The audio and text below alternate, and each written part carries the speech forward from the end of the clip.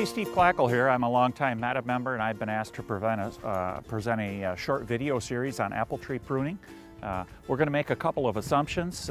One, that you're trying to manage a tree is a central leader type of a system. That's a trunk system with about 3 or 4 levels of branches, layers of branches, with about 3 or 4 branches in each one. A couple things you want to consider when you're trying to think about how to prune that tree is what variety it is, what rootstock it is, what spacing it might be in the orchard, whether the tree had a cropping history. Did it have apples last year?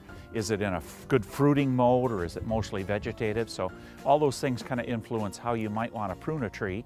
Most of you will be thinking about getting out in the orchards and pruning, so spring's a good time to think about it. The dead of winter, when it's really cold out, you have a risk of winter injury, and also the wounds on the tree won't heal as quickly. So spring's a great time to do it, particularly on the young trees. You really don't want to prune young trees much before the spring.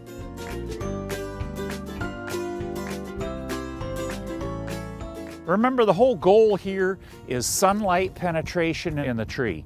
It takes good sunlight levels to produce the fruiting buds for next year's crop.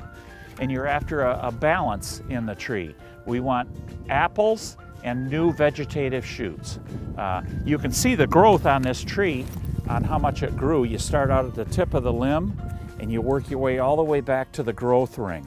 So you can see that tree grew quite a bit last year. Next year, some of these vegetative buds, or excuse me, this year, that were vegetative buds that were produced last year, will turn into fruit buds. And you can see that on this limb here.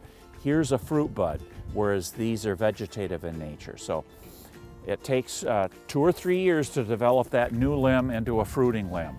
And remember, as I said before, when that bud gets about 5 years old, it's really producing fruit of lesser quality. So you prune it out and you start the whole process over again. Pruning is a way to contain the tree into its own spot as well.